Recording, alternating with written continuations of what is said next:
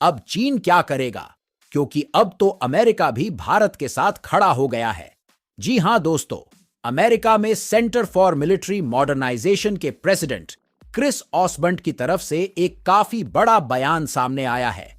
Chris कहते हैं कि भारत के पास न्यूक्लियर बैलिस्टिक मिसाइल सबमरीन का होना ही अमेरिका की फॉरेन पॉलिसी के लिए एक काफी बड़ी बात है।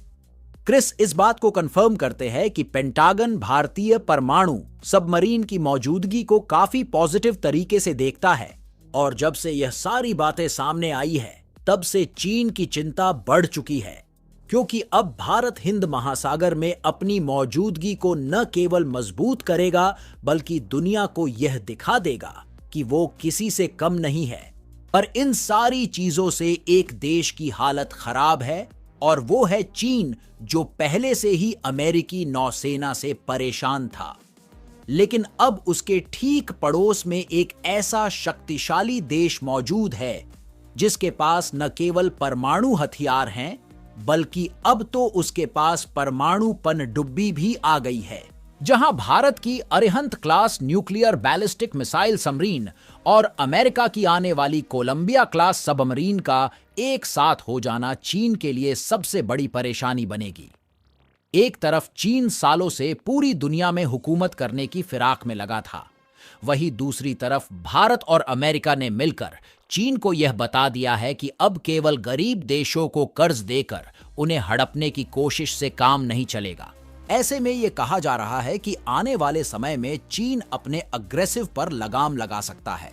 क्योंकि वो हिंद महासागर में भारत से और दक्षिण चीन सागर में अमेरिका से एक ही साथ नहीं लड़ सकता।